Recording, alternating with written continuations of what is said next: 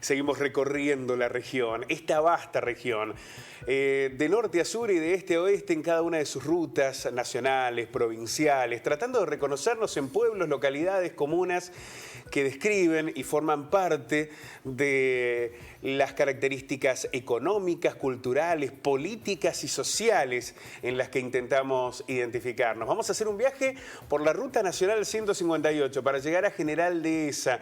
Y cuando hablamos de la ruta hablamos también de lo que ha significado en las últimas horas el anuncio de la licitación para la autopista, al menos en el tramo entre Villa María y General Dehesa.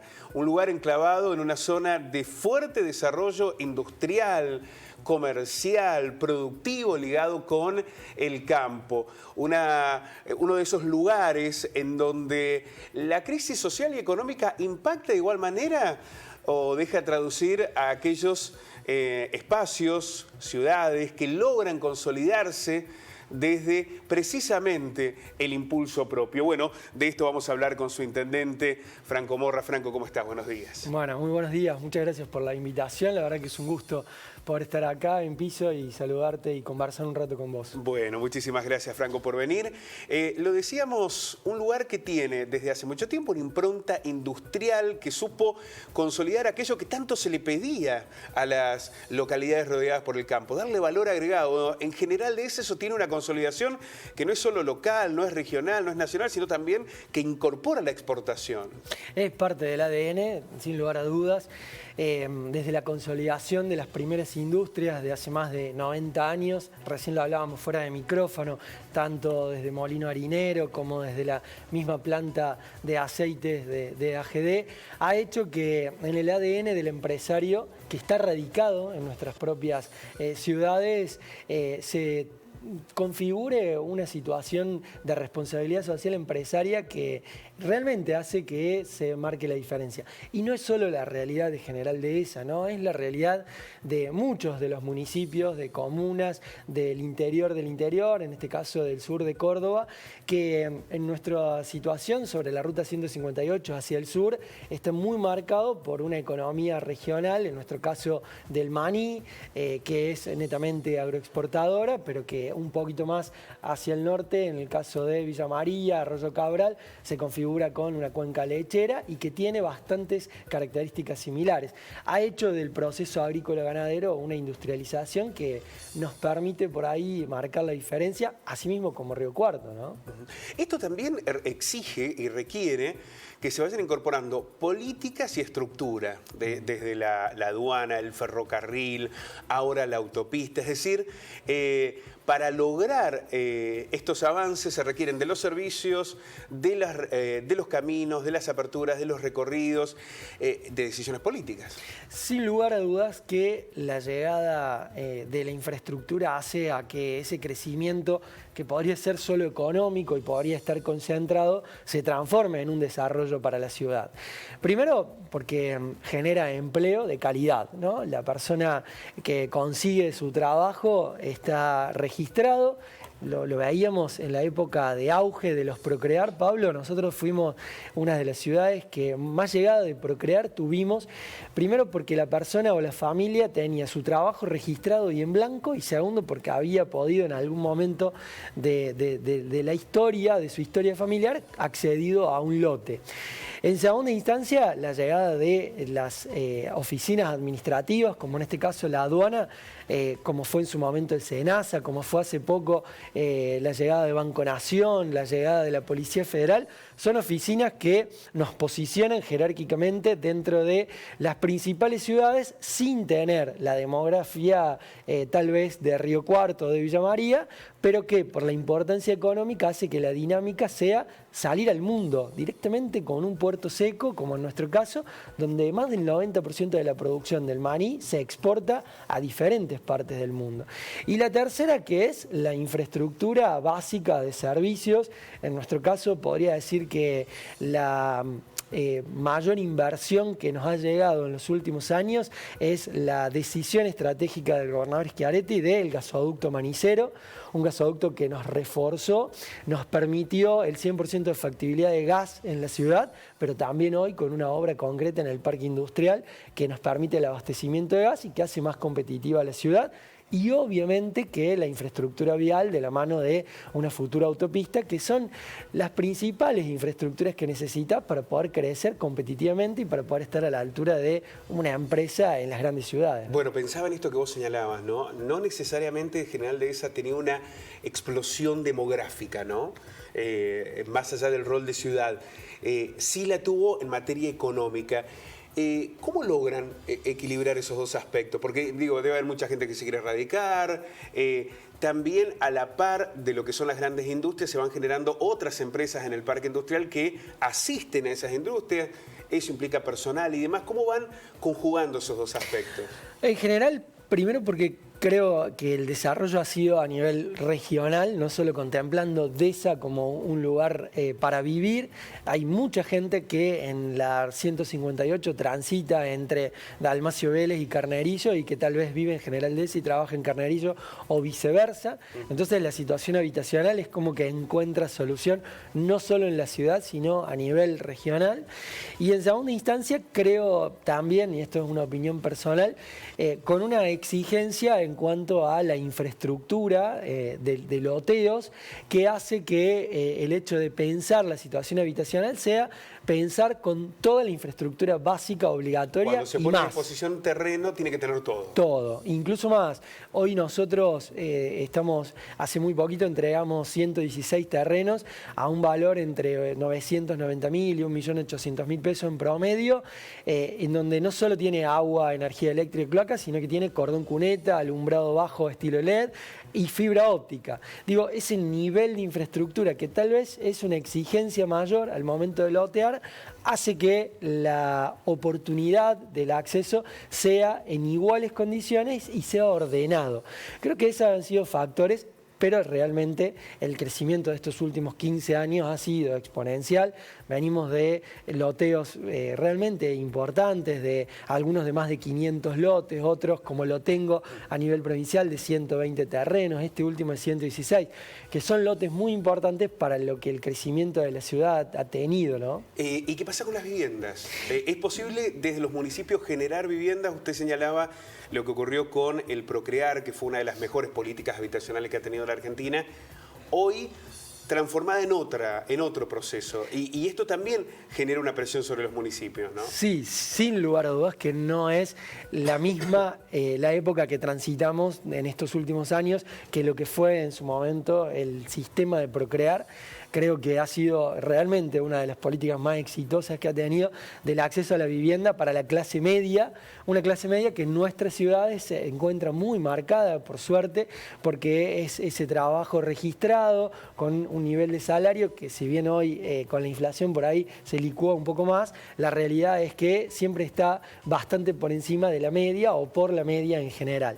Hoy nosotros venimos desarrollando un plan de trabajo con círculos cerrados. Todos los municipios en el interior, sí, naturalmente tenemos algún programa, en nuestro caso son más de 50 viviendas que desarrollamos en etapas de entrega y haciendo una bajada territorial de programas que creo que han sido una solución para el inicio de la casa propia, como fueron el Plan Vivienda Semilla a nivel provincial. Nosotros acreditamos ya más de 50 viviendas en este programa con un núcleo básico de cocina, comedor, living y un dormitorio y baño para que después la familia pueda ampliarlo.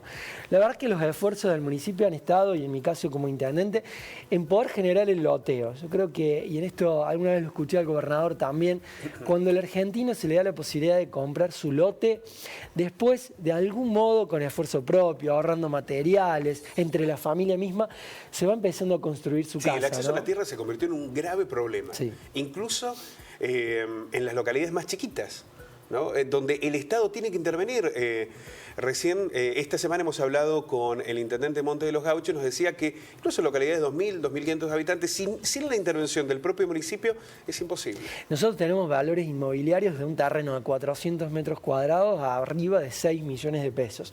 Cuando eso lo traducís en una clase trabajadora, y la verdad que con cero posibilidades de créditos a nivel de hipotecarios, es muy difícil, créditos ¿no?, usurarios como los suban, ¿no?, acceder a ese estilo de proyectos. Por eso creo que hoy el rol, así como hace 20 años tal vez el rol del municipio era pensar en el alumbrado, barrio, limpieza, hoy está bastante mucho por encima de eso, es pensar claramente en la política habitacional, muchas veces cuando incluso no tenemos los recursos todos acabados para poder dar solución, pero al menos pensar estrategias para poder garantizar el acceso al lote, como otras competencias que de pronto nos hemos encontrado. La pandemia, la verdad que reconfiguró todo el tablero del municipalismo.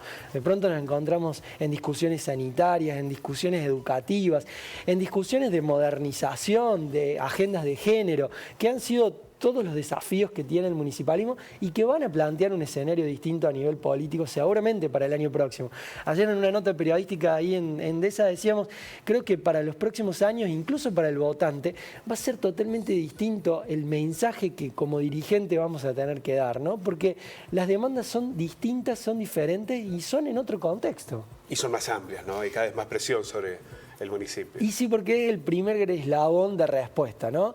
La realidad es que los recursos siempre son finitos. Debo decirte que a nivel de coparticipación en Córdoba tenemos una distribución bastante equitativa. En nuestro caso, el censo, como en general, creo que no ha sido, aún por lo menos no hemos visto reflejados los datos, pero esperábamos poder reconfigurar un recurso tributario acorde al crecimiento demográfico. Hoy nuestra ciudad, según los datos propios del registro civil, de los últimos 12 años ha crecido en más de un 40%, cuando en realidad el crecimiento normalmente va por debajo de esa línea.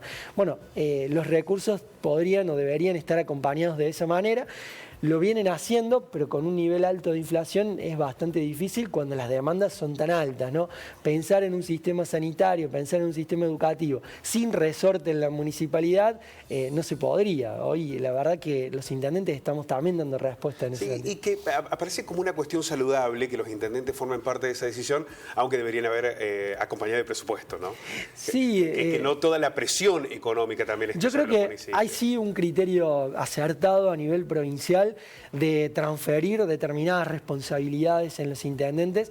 También lo he escuchado del gobernador al decir, es el intendente, es su equipo de gestión quien conoce los territorios y quien va a estirar los recursos lo más que puede para poder dar respuesta. Pero ¿no? también eso implica que, por ejemplo, les exijan hasta la seguridad. Hoy la seguridad pasa cuando se habla de inseguridad, el primero que se lo llama es al intendente. De hecho, nosotros en nuestra gestión tuvimos que avanzar, en esto también con el apoyo de la provincia, en la reconfiguración de un centro de monitoreo, que es muy común esa política en todos los municipios del interior. Hemos trabajado mucho en la reconfiguración de la policía de tránsito como seguridad ciudadana. ¿Es eficiente el sistema de cámaras? Es eficiente. Para evitar el delito, no, porque una cosa es probarlo, ¿no? Decimos, bueno, ingresaron a robar a tal lugar, la cámara registra al ladrón. Y otra cosa es prevenir, como acción preventiva, ¿es eficiente? Nosotros, yo te puedo dar estadísticas de General Dehesa. De los delitos cometidos en los últimos 12 meses, tenemos una intervención de cámaras de seguridad de más del 65%, en donde en el momento o posteriormente ha aportado pruebas para el esclarecimiento de ese hecho. La verdad que apostamos a este sistema, primero porque los recursos humanos son cada vez más escasos, entonces la cámara hace que sean más ojos mirando multiplicados, y por otro lado porque si bien no estamos exentos de que el hecho se cometa, al momento de la investigación, armar el circuito, la llegada, en nuestro caso, con los lectores de patente en los ingresos, hace que, bueno, las herramientas sean distintas para encontrar quién es el delincuente, que muchas veces no es de nuestra ciudad, sino que va por ahí picoteando en diferentes ciudades. Bueno, lo quiero llevar al tema que habíamos puesto en la portada periodística y que tiene que ver con la Ruta Nacional 158, con la autopista. ¿Por dónde pasaría por General Dehesa? ¿Cuál es el contexto que se ha evaluado, por lo menos en el tramo entre Villa María y General Dehesa? Porque una de las discusiones cuando estuvo aquí en los estudios del canal que nos planteaba Guillermo Cavigliazo, el intendente general Cabrera, era que no había una precisión técnica aún, que había dudas sobre, por ejemplo, qué campos iban a ser afectados. El tema de la expropiación, recuerdo en lo que sucedió entre Río Cuarto y Córdoba, fue todo un debate, en algunos casos está judicializado, por eso también nos vamos enfrentando a todo ese proceso. ¿Qué es lo que se ha informado de lo que va a ocurrir, al menos entre Villa María y General Dehesa? Bueno, en nuestro caso, la traza de la autopista va a estar hacia el este de la actual Ruta Nacional 158, aproximadamente entre 3 y 5 kilómetros, de modo paralelo. Claramente que va... ¿Esa distancia no aísla a la ciudad? No, en nuestro caso no. En nuestro caso, la verdad que resuelve un problema de tránsito. Es lo mejor sí. que puede suceder, ¿no? Sí, entiendo que no es la realidad de todas las ciudades, porque muchas veces está configurado un sistema comercial a la vera de la ruta. No es el caso de la ciudad de General Dehesa, de General Cabrera, en donde nos va a traer soluciones. Porque también es otra cosa que recién te comentaba, ¿no? En la charla previa. Nosotros recibimos en época de cosecha entre 1.500 y 2.000 camiones por día. Claro, pensemos en una localidad de 10.000 habitantes, 2.000 camiones todos los días sistemáticamente ingresando y saliendo. Es un caos. Es sí. un caos, claro. Exige que tengamos inspectores de tránsito permanentemente en la ruta. Si bien nuestra traza urbana y el movimiento está en un 90% hacia el este de la ciudad, por ejemplo, tenemos la disposición de 2 clubes deportivos que hace que los niños y las familias crucen permanentemente para la práctica deportiva. Y eso, bueno, vendría una solución de las tantas, ¿no? que tiene, además del tránsito que obviamente lo hace más fluido, más rápido y más seguro. En nuestro caso, el proyecto ya está concretamente presentado, se hizo en Villa María hace unas semanas atrás por el intendente Martín Gil, por gente de Vialidad Nacional. La primera etapa, que va entre Villa María y General Dehesa, contempla una bajada por cada ciudad y en nuestro caso 2 bajadas, una para los vehículos que va hacia el ingreso por la aduana y por el parque industrial, y la otra ya más específica para el tránsito pesado que va hacia el acceso norte a todo lo que es Planta Maní y pensando en la parte más industrial. 2 ingresos, sí. A 3 kilómetros de la ciudad hacia el este. En la segunda etapa, por lo que decía la técnica de vialidad, estaría configurado el proyecto a empezar ahora su desarrollo entre General Dehesa y Río Cuarto, que también terminaría aquí en lo que es la unión con la 8, ¿no? Hacia la salida. Exactamente, con la autovía entre Río Cuarto y Holberg. Exacto. Aunque en ese caso todavía no está concluido el proyecto técnico entre Dehesa y Río Cuarto, ¿no? En ese caso, por lo que comentaban allí, comenzarían recién el proyecto. En nuestro caso, entre Villa María y General Dehesa, ya está aprobado el proyecto. ¿Con qué tiempo de obra, intendente? 36 meses, según lo anunciado, y un proceso de licitación que comenzaría ahora en los próximos 3 meses. Ojalá, Pablo, que esto se cumpla. La verdad que... Es una de las obras más necesarias y esperadas para la provincia de Córdoba. En lo productivo, usted hizo toda una descripción en lo vial que es fundamental, pero en lo productivo, en el desarrollo regional, en lo que implica el corredor bioceánico, el imaginar, ¿no?, que en algún momento se pueda hacer esa vinculación entre Río Cuarto y Villa Mercedes, y esto nos lleve hacia Chile, es de una dimensión muy amplia, ¿no? Yo creo que ha encontrado unidad de trabajo, lo conozco de primera mano por el equipo técnico del legislador Gutiérrez, hoy diputado nacional y presidente del bloque federal, que incluso han estado trabajando en conjunto con Carazo, pensando en la importancia de este proyecto, y creo que, bueno, si nos preguntás a todos los dirigentes, todos vamos a coincidir que es una obra necesaria, que la repavimentación que se hizo, que estamos viendo en este momento, entre lo que fue Higueras y General Cabrera, era necesaria, pero no fue suficiente. Claramente necesitamos una nueva traza que permita descomprimir y que solo deje el tránsito en la vieja Ruta 158 para la comunicación interna de las ciudades, ¿no? Es una ruta que hoy aparece muy angosta, ¿no? Sí, para la circulación de transporte, de camiones y demás. Uno de los grandes dilemas que tienen los conductores, cada vez que se intenta ir a la autopista hacia Rosario, llegar a Villa María y demás, es la demora que se tiene, ¿no? Sí. Está la inseguridad vial, pero también la demora. Y esto está vinculado con el tránsito, y con el costo de la ruta. Cruzar General Dehesa, yo reconozco que a veces se hace difícil o tedioso o demora. Pero también tengo que explicarte que es la única manera que encontramos con la semaforización y pensando en que los retardadores no son una solución legal aceptable para resguardar la vida, exacto. Seguramente de los vecinos allí.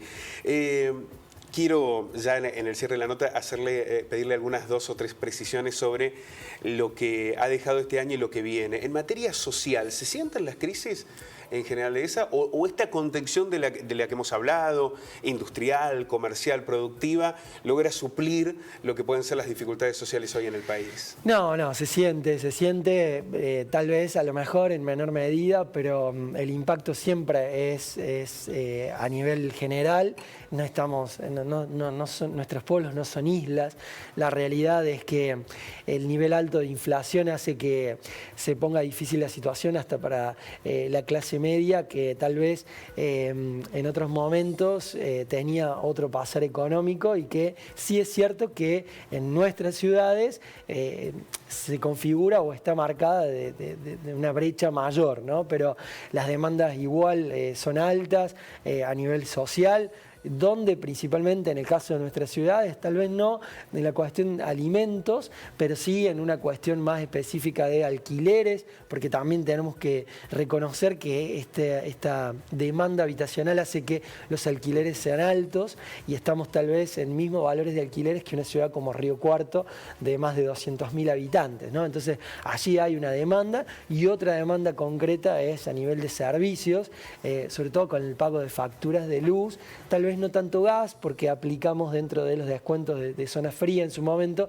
pero que bueno, hacen a los servicios básicos y que son necesarios, y que allí nosotros, si bien en nuestro presupuesto es muy baja la incidencia de asistencia social, hoy la Municipalidad General Dehesa tiene un presupuesto de más de 2.000 millones de pesos, con una fuerte preponderancia a lo que hace a obra y servicios públicos, pero estamos presentes permanentemente y lo hacemos en un trabajo bastante en red. No es solo la MUNI acompañando esa situación más vulnerable, sino desde las cooperadoras, desde las situaciones más de apoyo, de fomento, porque bueno, también en los pueblos chicos tienen esta particularidad de que nos conocemos todos, y si bien hoy estamos superando los 15.000 habitantes, no deja de ser un cara a cara, por suerte, y un conocerse de toda la vida, ¿no? Bueno, Intendente, después le quiero preguntar además en lo personal, ¿usted no puede ser reelecto? No, mi mandato termina el año próximo. ¿Y la idea es quedar en la faz privada o...? Sí, por ahora sí. Bueno,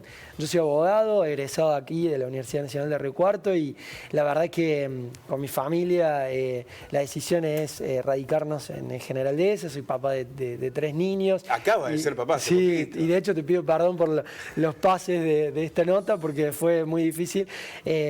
Pero bueno, en principio el proyecto está pensado allí, pero bueno, el año próximo va a ser un año bastante movido a nivel político, y eso también no descarto. Ahora, Dehesa tiene una particularidad, hay mucho consenso interno, ¿no? Es difícil pensar esa grieta o esa dicotomía que se da en muchos lugares, también en los pueblos y localidades, en las ciudades. Esto no se da en Dehesa. No, la verdad que a pesar de que obviamente siempre hay disidencias, porque tampoco es que nosotros, en mi caso yo como intendente, hacemos todo bien, al contrario. No me refiero únicamente a la gestión, sino a la construcción política, ¿no? Eso es real. Bueno, venimos de una historia donde tuvimos incluso alianzas entre todos los partidos. Hoy, si bien cada partido lleva su candidato, la realidad es que incluso la semana pasada hubo un festejo previo a Navidad para todos los niños, organizado por los 3 partidos políticos. Eso es impensado. Sí, la verdad que creo que es una de las fortalezas que en estos tiempos hay que cuidar muchísimo, porque bueno, son muy frágiles y en pequeños momentos tal vez eso se deconstruye, ¿no? Pero creo que es una de las grandes fortalezas, y tal vez cuando uno exige esto de pensar en políticas de Estado, el primer eslabón está allí, en sentarse y dialogar, ¿no? Bueno, intendente, quiero agradecerle muchísimo. Nos han quedado muchos temas en agenda, seguramente van a quedar para una próxima invitación. La idea es que podamos tener este contacto fluido con cada una de las localidades, comunas, municipios. Han pasado por aquí intendentes, intendentas, jefes y jefas comunales que nos han dado una descripción de lo que sucede en cada una, con muchas coincidencias, similitudes también con las diferencias, con la necesidad de transformación, de debate sobre los temas que todavía quedan inconclusos para el desarrollo de nuestra región, y por eso nos parece muy valiosa su visita. Muchísimas gracias. Gracias a vos, Pablo. Creo que va a ser un actor clave del municipalismo. No sé si el intendente, pero sí la idea del municipalismo en las próximas discusiones políticas y técnicas en los mandatos que vienen. Creo que para poder pensar el desarrollo de Córdoba hay que pensar el desarrollo de los más de 400 municipios que tiene la provincia y que tengan un avance que sea lo más equilibrado posible en materia sanitaria, en materia educativa, para que nuestros jóvenes puedan volver y para que esta realidad que por ahí hoy me siento orgulloso y que te cuento que nos sucede en General Dehesa y que sucede en muchas otras ciudades, sea un común denominador en todo Córdoba, ¿no? Creo que Córdoba tiene todo para el desarrollo de un puerto seco, la verdad que podría ser un país la provincia, y tiene una materia de consenso a nivel político que marca la diferencia. Lo vivimos en la pandemia, donde los más de 400 municipios tratábamos de ponernos de acuerdo en algunas cuestiones que parecían impensadas o que de pronto me encontré en comunicación con Jesús María, que no había hablado nunca, y estábamos pensando cómo administrar ese tiempo de crisis. Ojalá que todo eso nos haya dejado una enseñanza y que para las próximas gestiones pueda también traducirse en beneficios para la comunidad. Así que muchas gracias y muy contento de estar acá. Muchísimas gracias. El intendente Franco Morra, intendente de General Dehesa, en este recorrido que venimos realizando por los distintos lugares de nuestra provincia, de nuestra región. Estarán el próximo jueves Mauricio Jaimes, el intendente de La Cruz, y también Oscar Saliba, el intendente de Huinca Renanco. Vamos a seguir recorriendo a cada uno de los espacios de nuestra provincia.